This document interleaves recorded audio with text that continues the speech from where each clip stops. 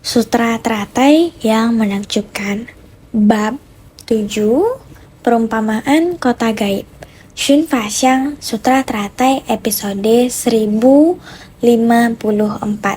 Buddha membabarkan sutra ini tanpa pernah berhenti. Orang berkapasitas unggul setelah mendengarkan jalan akan tekun mengamalkannya.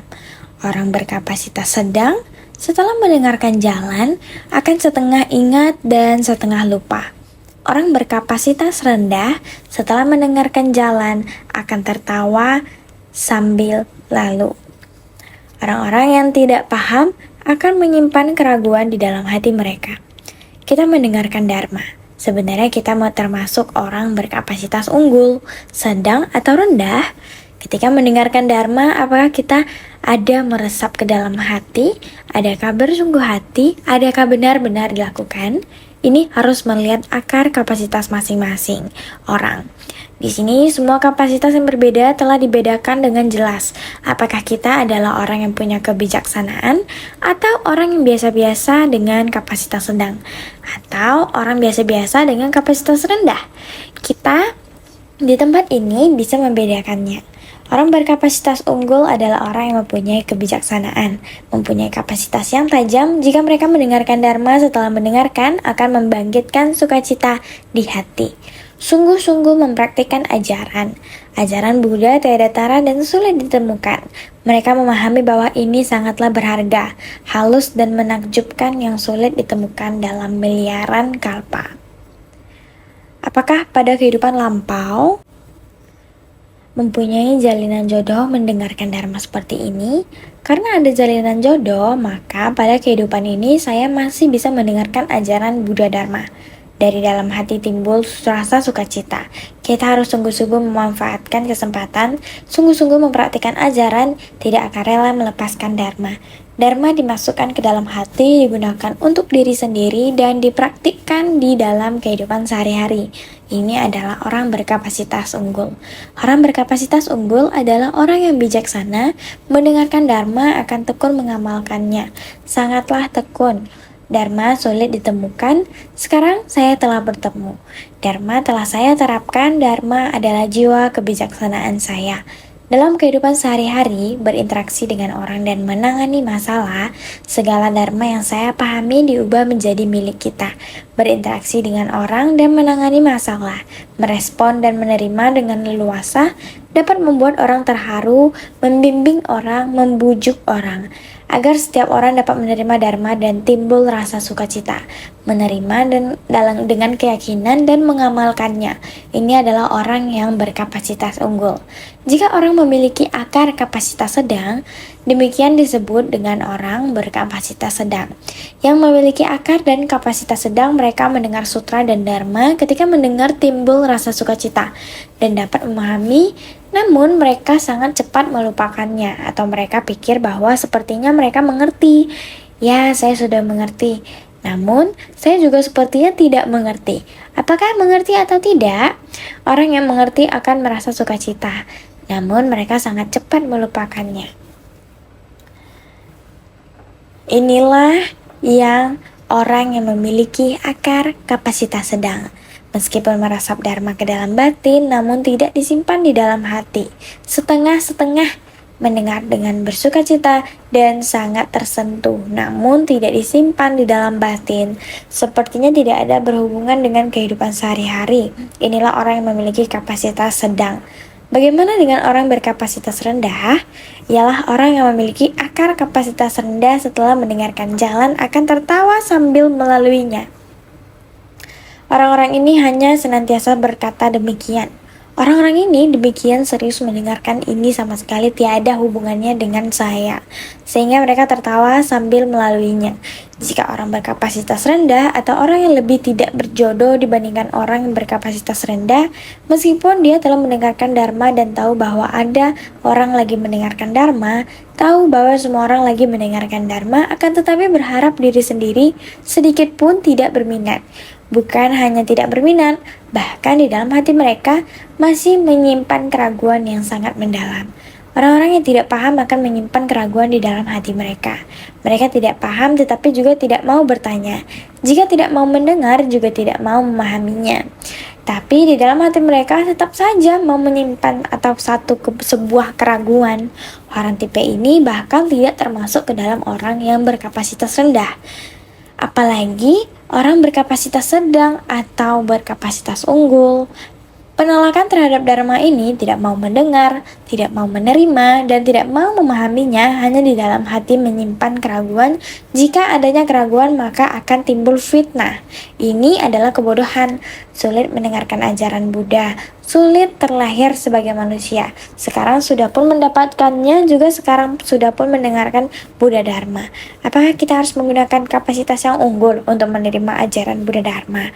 Atau kita harus menggunakan kapasitas sedang untuk mendengarkan Dharma? Atau sama seperti orang yang berkapasitas rendah, kapasitas menerima yang rendah? Mengapa orang ini mesti harus mendengarkan Dharma? Mengapa harus membabarkan Dharma? Bagaimanapun mengatakannya hanyalah seperti ini saja. Bagaimanapun orang ini mendengarkan juga tetap begini saja. Orang berkapasitas rendah setelah mendengarkan jalan akan tertawa sambil lalu. Hanya seperti ini saja. Ajaran Buddha Dharma hanya mengerti setengah-setengah. Hanya mengerti setengah-setengah sejenis ini, apakah perlu mendengarkannya? Meskipun mendengar lagi, tetaplah begitu saja. Setelah mendengarkan, maka akan melupakannya. Jadi, sama seperti saya, juga tidak begitu dapat menggunakannya. Meskipun telah mendengarkannya, namun terhadap diri sendiri juga sedikit pun tidak ada yang berubah. Ini adalah orang berkapasitas menerima yang rendah. Kita sebagai praktisi Buddha harus menggenggam kehidupan. Kehidupan yang pendek dan menderita ini, waktu yang dimiliki sangat pendek. Sulit untuk dilahirkan sebagai manusia. Kita seharusnya menggenggam kesempatan ini dengan sebaik-baiknya. Banyak mendengarkan Dharma. Apabila kita tidak ada keinginan untuk mendengar, maka pada saat ketidakkekalan datang, di luar kendali kita akan pergi ke alam mana? Kita tidak akan pernah mengetahuinya. Apakah akan terlahir kembali sebagai manusia atau di luar terkendali dan pergi ke alam lain? Ini pun juga tidak kita ketahui. Bagaimanakah keadaan masa depan? Tidak diketahui. Sebaiknya segera menggenggam kesempatan yang ada.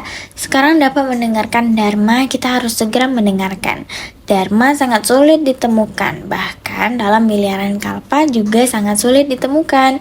Kita harus bersungguh-sungguh di dalam sutra yang panjang. Apabila kita bersungguh-sungguh dapat memahami semuanya, itu sangatlah jarang.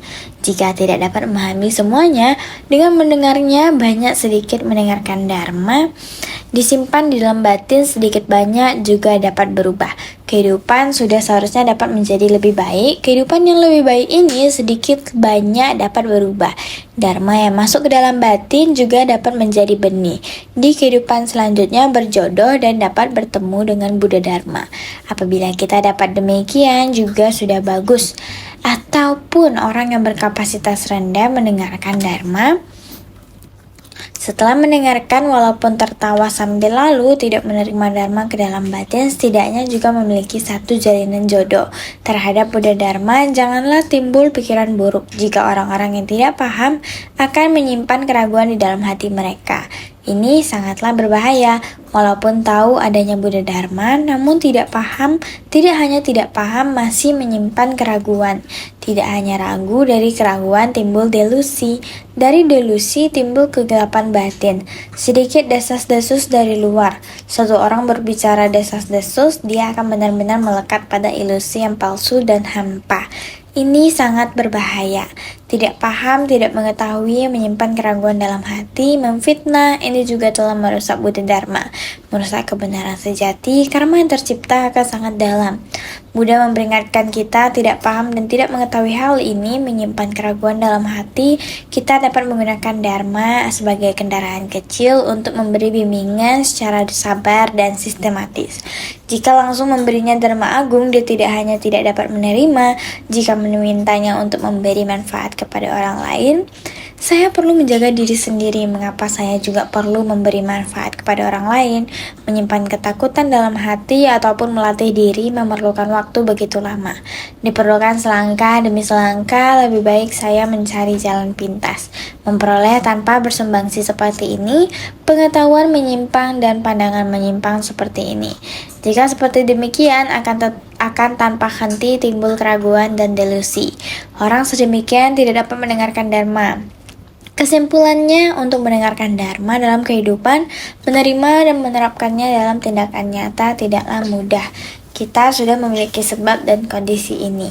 Ketika sebab dan kondisi datang bersamaan, kita harus menggenggam kesempatan ini.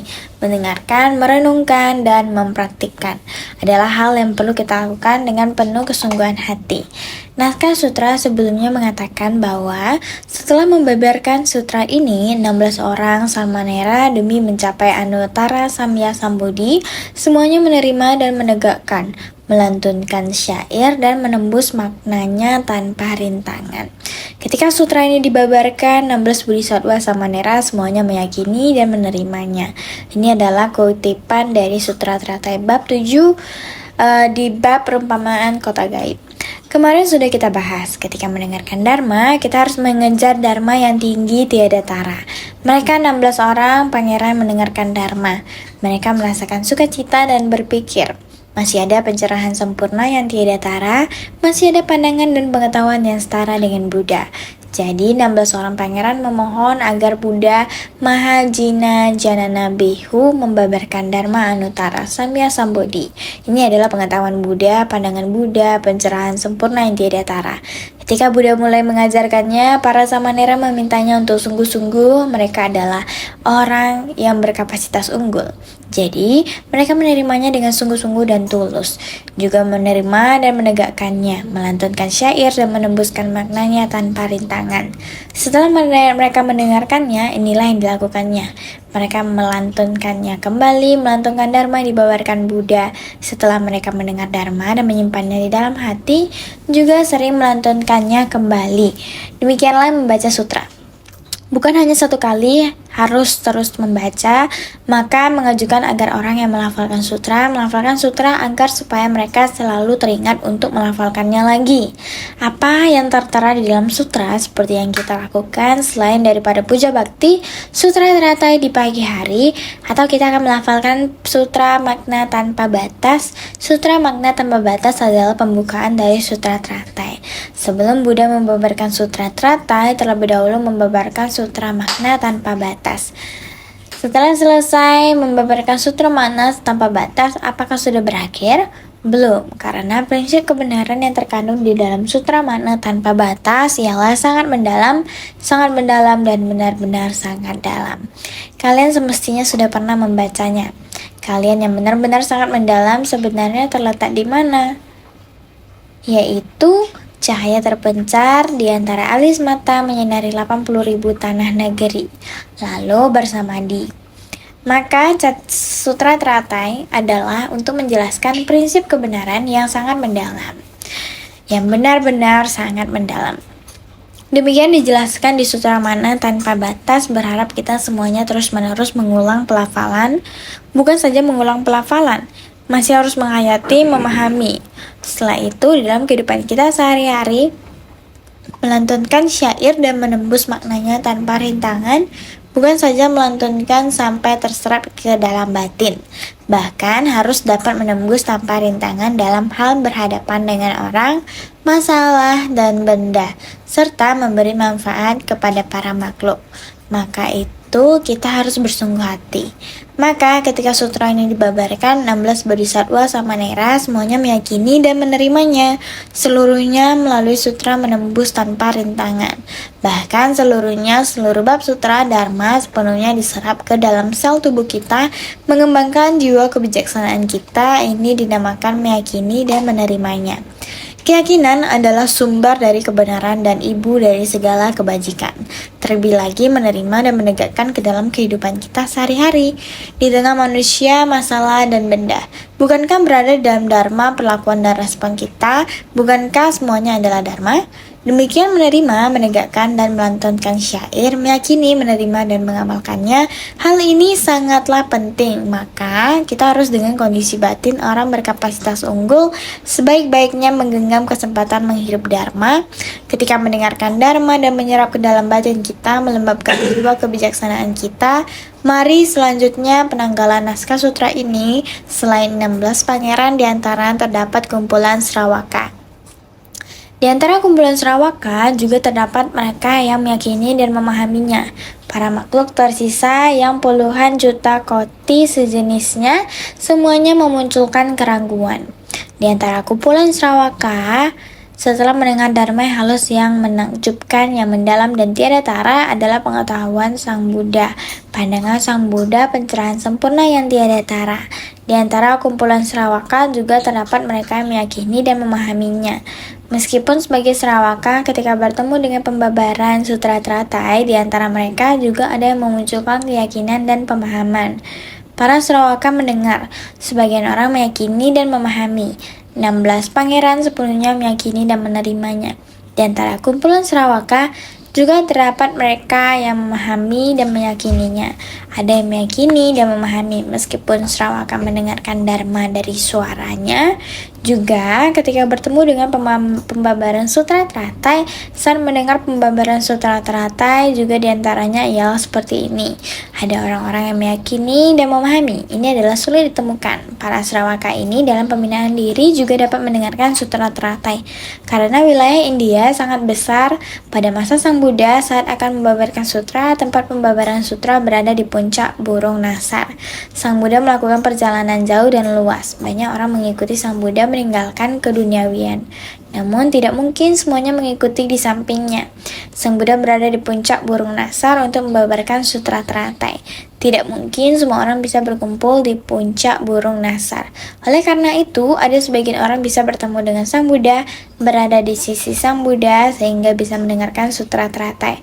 Seperti ini bisa meyakini dan memahami seperti ini sungguh sebuah berkah. Di era Buddha Mahajina Jana Bihu juga sama, menggunakan waktu yang sangat lama, sama juga secara universal untuk mengubah makhluk hidup, dan juga menggunakan waktu yang lama untuk mengajarkan dharma. Di saat yang sama, sebab dan kondisi menjadi matang, membabarkan sutra teratai juga berarti hanya berada di suatu persamuhan. Meskipun datang mendengarkan dharma, sebenarnya harus menggunakan waktu yang lama dari awal kita sudah mendengarkan dan melihat sutra seperti ini. Raja Dewa Surga Brahma dari 10 penjuru telah datang. Setiap orang yang datang seperti ini menempuh perjalanan yang begitu panjang dan jauh. Harus menggunakan hati yang tulus baru dapat mencapai tujuannya. Sulit didapatkan dan sulit ditemukan. 16 pangeran datang untuk menjadi monastik dan berlatih di antara kumpulan Sravaka. Kebajikan mereka melampaui semuanya. Kebijaksanaan mereka melampaui semuanya. Apa yang mereka kejar adalah pengetahuan dan pandangan Buddha, sehingga memohon dharma, memutar roda dharma, kebenaran besar. Dengan demikian, di saat inilah Buddha Mahajina Jana Bihu mulai membabarkan sutra teratai. Maka dikatakan tidak semua orang dapat mendengarkan dharma dengan mudah, tergantung sebab dan kondisi yang ditemukan dapat memperoleh Buddha Dharma. Tetapi agar orang bisa memeluk dengan erat dan sungguh-sungguh menerimanya juga tidaklah gampang. Maka selain menerima, orang yang meyakini dan memahaminya, para makhluk tersisa yang puluhan juta koti jenisnya, ada para makhluk tersisa, yaitu di saat biasanya hanya membicarakan para makhluk dalam 10 alam dharma. Para makhluk tersisa yang puluhan juta koti jenisnya selalunya hanya membicarakan para makhluk dalam 10 alam dharma. Sekarang dalam sutra disebutkan puluhan juta koti jenisnya ini berkenaan dengan kapasitas dan sifat yang berbeda-beda, sehingga jenisnya tidaklah sama. Dalam proses ini, jumlah para makhluk di 10 alam dharma sudah banyak sekali. Alam nafsu di dalam 10 alam dharma sendiri yaitu dunia kita, dunia makhluk awam. Ada berapa jenis makhluk di dunia makhluk awam? Yang kelihatan, binatang yang kita ketahui, binatang sendiri ada berapa? semua ada pada para makhluk. Manusia sendiri di seluruh dunia, walaupun yang kita ketahui ada 7 miliar manusia di dunia ini, di antara 7 miliar manusia, ada berapa orang yang benar-benar mendengarkan Dharma, yang dapat mendengarkan Buddha Dharma, tapi bahasanya tidak sama. Mereka harus melalui penerjemah untuk mendengarkan Buddha Dharma ini. Coba lihat di Afrika Selatan, bahasa Bodhisattva atau relawan kita, mereka juga sangat ingin mendengarkan Dharma. Akan tetapi, jika mereka ingin memahami bahasa Taiwan, mereka harus menerjemahkan ke bahasa Inggris. Namun yang mengerti bahasa Inggris juga tidak banyak, sehingga harus diterjemahkan lagi ke bahasa Zulu. Suku Zulu pun ada beberapa suku lagi, seperti di Taiwan, orang Taiwan belum tentu mengerti dialek Taiwan atau Taiyu. Di Taiwan juga ada orang Hakka. Bahasa Hakka juga ada beberapa jenis. Singkat kata, masing-masing suku dan bahasa masing-masing ada perbedaan. Maka jika orang mau mendengarkan Dharma dan dapat memahami dengan tuntas, benar-benar tidak mudah. Sehingga para makhluk tersisa yang puluhan juta koti jenisnya, ada berbagai jenis. Hanya jenis manusia saja sudah banyak jenis dan etnis yang berbeda. Apalagi kita sebagai manusia juga diklasifikasikan sebagai sejenis makhluk di antara makhluk bergerak. Ada banyak jenis makhluk lainnya di dunia. Oleh sebab itu, ketika Sang Buddha membahas tentang para makhluk yang termasuk ke dalam 10 alam Dharma, disebut puluhan juta koti jenisnya. Bahkan hanya membahas tentang manusia, kapasitas dan sifat berbeda-beda. Jenisnya tidak sama. Seperti yang kita bicarakan kemarin, gadis kecil yang berumur 6 tahun berkata, "Batin saya sangat spesial." Batin setiap orang juga sangat khas, tidaklah sama. Inilah yang saya katakan. Batin setiap orang sangatlah khas, tabiat setiap orang tidaklah sama. Meskipun kita adalah salah satu dari kelompok semua makhluk ini, hanya membahas kita manusia saja. Banyak sekali etnis yang berbeda. Selain etnis manusia yang banyak dan beragam, batin setiap orang juga pun sangat spesial, tidak sama. Tabiat juga tidak sama, sehingga kapasitas dan sifat yang berbeda-beda, jenisnya juga tidak sama. Kapasitas dan tabiat orang tidaklah sama, sehingga ada puluhan juta koti jenisnya. Ini adalah para makhluk tersisa selain dari Sravaka, Prateya, Buddha, orang-orang yang mendengar Dharma di tempat persamuhan dan lainnya. Para makhluk yang puluhan juta koti jenisnya semuanya memunculkan keraguan. Semuanya ini sudah memunculkan hati keraguan, tidak mengerti apa yang didengarkan, tidak suka mendengarkan, setelah mendengarkan banyak pertanyaan, bahkan mendengarkan pun tidak mau. Beginilah menimbulkan pertanyaan. Ada begitu banyak orang yang seperti itu. Kalian pikirkan, kita bisa di sini mendengarkan Dharma adalah suatu hal yang sangat berharga. Hanya manusia saja sudah begitu banyak jenis, puluhan juta koti jenisnya, akar kapasitas yang berbeda, mau mendekati dan mendengarkan Dharma, sangat sedikit kesempatannya. Sehingga seperti beginilah, bukankah kita harus lebih menghargainya? Sehingga begitu banyak orang telah memunculkan keraguan. Semuanya memunculkan keraguan dikarenakan mereka adalah pemula, kapasitas mereka masih dangkal, dan sehingga ketika mendengarkan ajaran yang mendalam dan menakjubkan, mereka tidak mampu memahaminya. Jadi meragukan apakah bukan Mara yang berbicara untuk mengganggu dan membingungkan batin kami. Sebagaimana jenis meninggalkan persamuhan puncak burung nasar sekarang. Sehingga mereka adalah pemula. Orang Sravaka yang mendengarkan sutra pemula, kapasitas mereka masih dangkal. Akar kapasitasnya, kekuatannya belum meyakini dan menerima. Yang untuk memahami sungguh sangat dangkal, sehingga ketika mendengarkan ajaran mendalam dan menakjubkan, mereka tidak mampu memahaminya.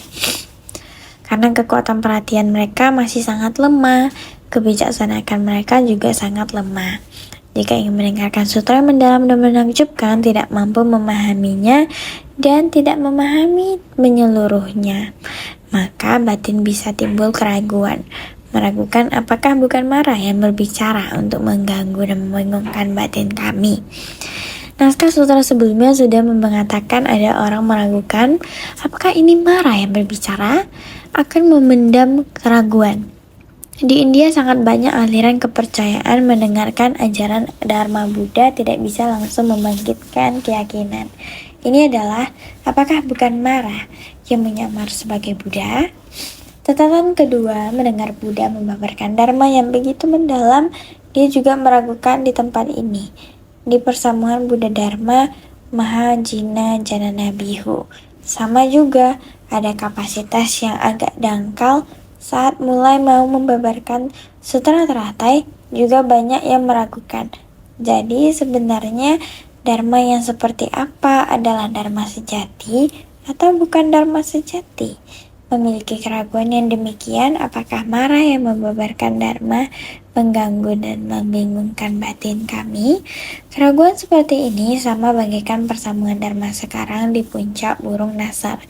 Mereka demikianlah pergi sama seperti Buddha Sakyamuni mulai setuju membabarkan ada 5.000 orang mundur dari persamuhan. Semua orang seharusnya masih ingat karena hatinya ada keraguan, maka tidak dapat benar-benar meyakini dan menerimanya. Para samsanera yang meyakini dan menerimanya adalah para bodhisattva dengan pencerahan spontan. Mereka memiliki kapasitas unggul. Para Sravaka yang meyakini dan menerimanya adalah para bodhisattva dengan pencerahan bertahap. Mereka memiliki kapasitas sedang.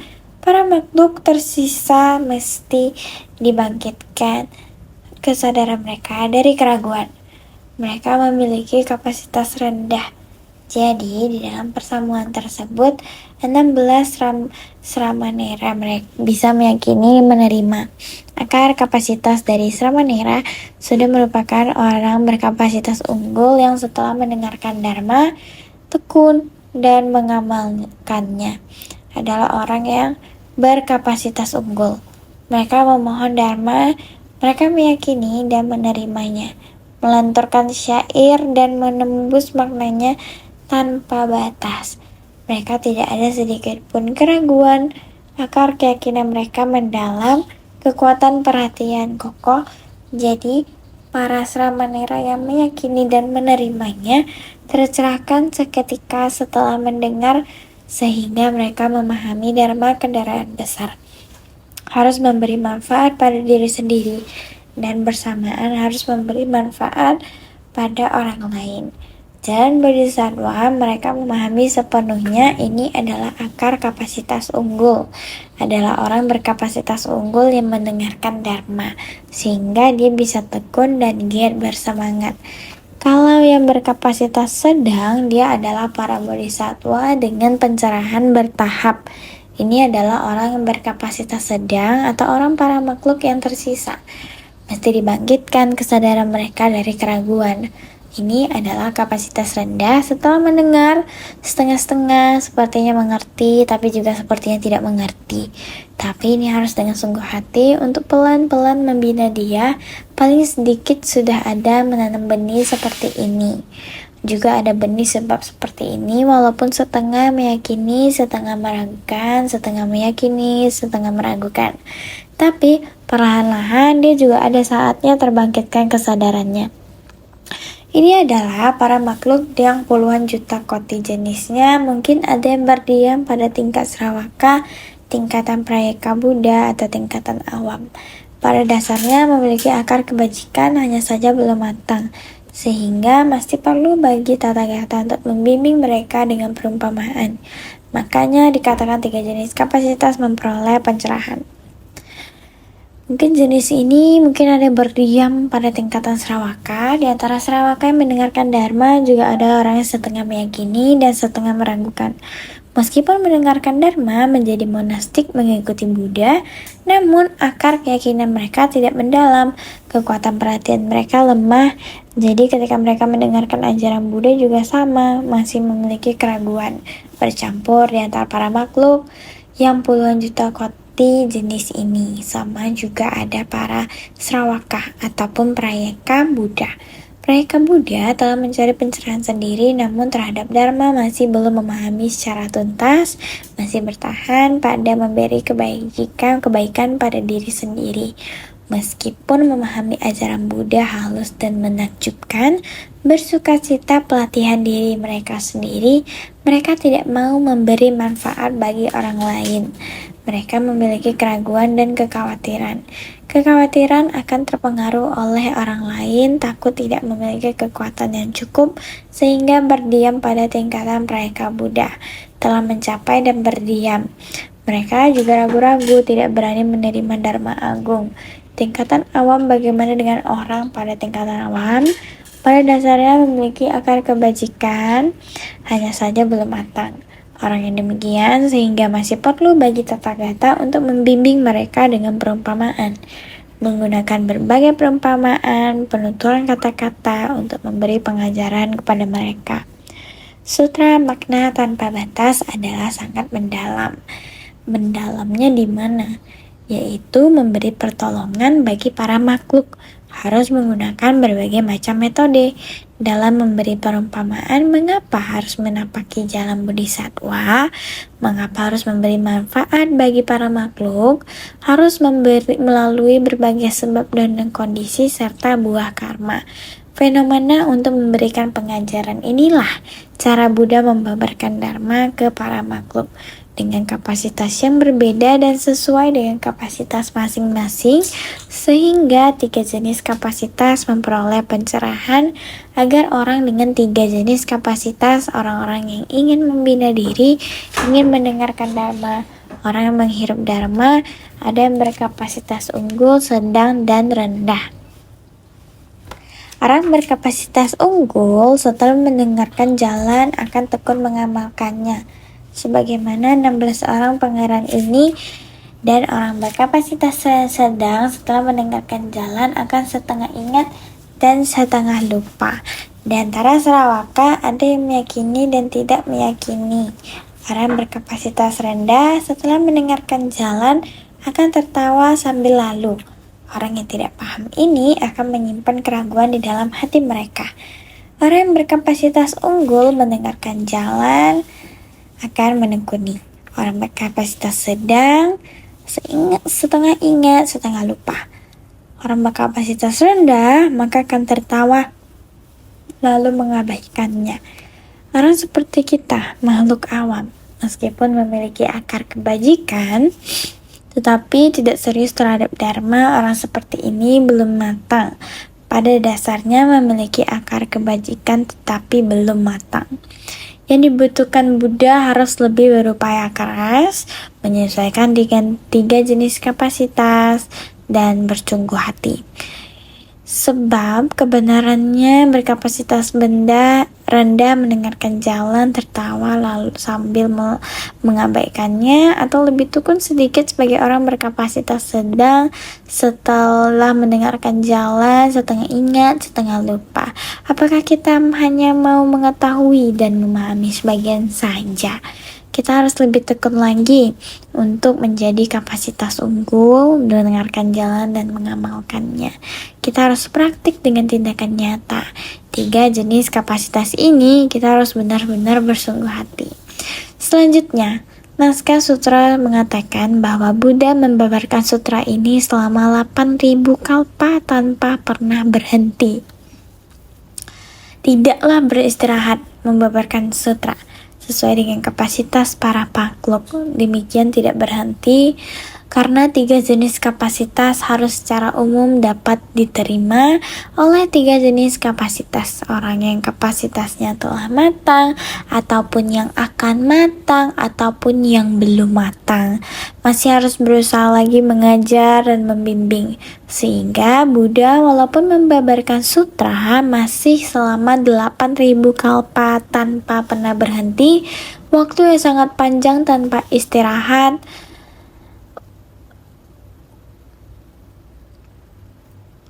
Masa Mahabjina Jana Bihu Buddha, yaitu usia manusia sangat panjang, membabarkan sutra teratai selama 8.000 kalpa penuh dan tidak pernah beristirahat sekalipun. hanya membabarkan sutra teratai, yang lain tidak disebutkan. Perlu 8.000 kalpa, sehingga selama ini tidak pernah beristirahat sekalipun. Di antara banyak orang yang tidak memahami, masih harus demikian. Jika ada pertanyaan harus dijawab. Demikian memberi pengajaran sesuai kapasitas dalam keseharian. Tidak hanya dapat membabarkan dharma tidak hanya saat membabarkan dharma baru membabarkan. Masih harus sesuai para makhluk, manusia, masalah, benda. Memberi pengajaran dan bimbingan sesuai kapasitas. Pada masa Buddha Sakyamuni, usia manusia cukup pendek. Buddha membabarkan dharma menakjubkan ini hanya selama 8 tahun. Pelatihan diri berlangsung pendek sesuai kondisinya. Akan tetapi cita rasa dharma tiada berbeda. 7 tahun membabarkan sutra teratai sampai pada berakhir dia memasuki parinibbana. Harus membabarkan Mahaparinibbana Sutra. Demikianlah 8 tahun ini. Karena Buddha memasuki parinibbana pada usia 80 tahun dan mencapai pencerahan setelah 42 tahun baru mulai membabarkan sutra teratai. Maka dikatakan sutra teratai walaupun dibabarkan 7 tahun, sebenarnya setelah pada waktu parinibbana beliau membabarkan sutra teratai masih ada lagi 4 kebenaran mulia dan 12 nidana. Pada akhirnya juga demikian mengulang lagi sekali lagi. Ini adalah Buddha di dunia. Usia manusia 80 tahun, tetapi membabarkan dharmanya ialah 49 tahun. Sehingga pelatihan diri berlangsung pendek sesuai kondisinya.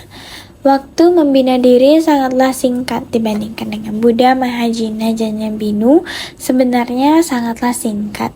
Sesuai dengan jalinan jodoh para makhluk untuk membabarkan dharma, sehingga cita rasa dharma tiada berbeda.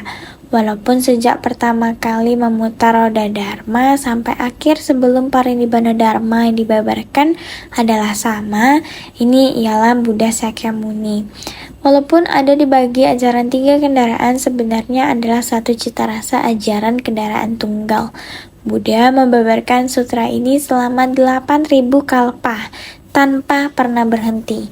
Selama 8.000 kalpa belum pernah berhenti sekalipun, menunjukkan panjangnya jangka waktu dalam pembabaran sutra, seperti Buddha Chandra Surya Pradipata yang selama 60 kalpa kecil tidak bangkit dari sigasana dharmanya, yaitu Buddha Mahajina Janana Bibu. Madandakan sutra dibabarkan dengan waktu yang panjang. Waktu Buddha Sakyamuni sangat singkat, tetapi Buddha Mahajina Jajanabihu sangat panjang, seperti Buddha Chandra Surya Pradipa. 60 kalpa kecil juga demikian membabarkan dharma. Begitu duduk langsung mulai membabarkan. Ia menggunakan 60 kalpa kecil, apalagi Buddha Mahajina Jajabinu menggunakan 8.000 kalpa. Ini adalah kita harus lebih banyak memahami waktu benar-benar sangat panjang. Sehingga kita harus percaya sutra yang dibabarkan oleh Buddha, kebijaksanaan Buddha mengatakan kepada kita, alam semesta, ruang angkasa di alam semesta, semua kondisi kehidupan di dunia, waktu, ruang, dan antar sesama, kondisi kehidupannya berbeda. Sehingga kita semestinya terhadap Buddha membangkitkan rasa hormat. Kebijaksanaannya menjangkau seluruh alam semesta dan memenuhi seluruh alam dharma. Jika kita ingin memahami dharma, kita harus senantiasa lebih bersungguh hati. Ini ialah sutra teratai yang menakjubkan. Bab 7 Perumpamaan Kota Gaib.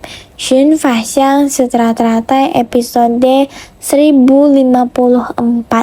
Buddha membabarkan sutra ini tanpa pernah berhenti. Semoga semua makhluk hidup berbahagia dan dunia bebas dari bencana. Kan entat ya.